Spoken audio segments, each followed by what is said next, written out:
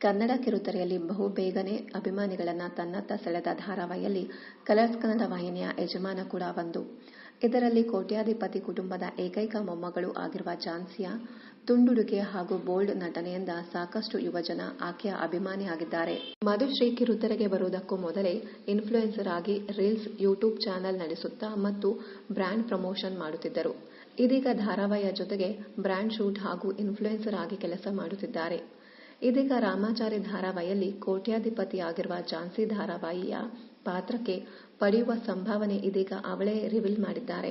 ಈ ಝಾನ್ಸಿ ಪಾತ್ರ ಮಾಡುತ್ತಿರುವ ಹುಡುಗಿ Madhushree Bhairappa. Social media influencer ಆಗುವುದಕ್ಕೂ ಮುನ್ನವೇ ಡ್ಯಾನ್ಸರ್ ಆಗಿದ್ದಾರೆ. 2 ವರ್ಷ ಸತತವಾಗಿ ಡ್ಯಾನ್ಸ್ ಕಲಿಯುವ ಮೂಲಕ ಉತ್ತಮ ಡ್ಯಾನ್ಸರ್ ಎಂಬ ಖ್ಯಾತಿಯನ್ನ ಪಡೆದಿದ್ದಾರೆ. ಹೀಗಾಗಿ ಧಾರಾವಾಹಿಗೂ ಮುನ್ನ ಇನ್ಸ್ಟಾಗ್ರಾಮ್ ರೀಲ್ಸ್, ಮೇಕ್ಓವರ್ ಮತ್ತು ಬ್ರ್ಯಾಂಡ್ ಪ್ರಮೋಷನ್ಗಳಿಂದ ಲಕ್ಷಗಟ್ಟಲೆ ಆದಾಯ ಗಳಿಸುತ್ತಿದ್ದರು ಎಂಬುದು ಸ್ವತಃ ಮಧುಶ್ರೀ ಹೇಳಿಕೊಂಡಿದ್ದಾರೆ. ಹೀಗಾಗಿ ಮಧುಶ್ರೀ ಸಂಪೂರ್ಣವಾಗಿ ಸೋಷಿಯಲ್ ಮೀಡಿಯಾ ಮೇಲೆ ಡಿಪೆಂಡ್ ಆಗಿದ್ದಾಳೆ ಎಂದರೂ ತಪ್ಪಾಗಲಾರದು.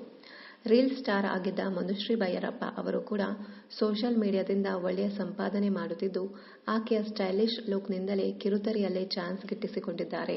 ಯಜಮಾನ ಧಾರಾವಾಹಿಯ ಝಾನ್ಸಿ ಪಾತ್ರಕ್ಕೆ ಎಷ್ಟು ಸಂಭಾವನೆ ಕೊಡಲಾಗುತ್ತದೆ ಎಂಬುದರ ಬಗ್ಗೆ ಮಾಧ್ಯಮದ ಜೊತೆ ಮಾತನಾಡಿದ ಮಧುಶ್ರೀ ಭೈರಪ್ಪ, ನನ್ನ ಮಾತ್ರ ನೋಡುಗರಿಗೆ ಇಷ್ಟವಾಗುತ್ತದೆ. ಅಲ್ಲದೆ ಬೋಲ್ಡ್ ಅಂಡ್ ಖಡಕ್ ಆಗಿರುವ ಝಾನ್ಸಿ ಪಾತ್ರವನ್ನ ವೀಕ್ಷಕರು ಮೆಚ್ಚಿಕೊಂಡಿದ್ದಾರೆ. ಝಾನ್ಸಿ ಪಾತ್ರವೇ ಯಜಮಾನ ಧಾರಾವಾಹಿಯಲ್ಲಿ ಲೀಡ್ ರೋಲ್ ಹೊಂದಿದೆ.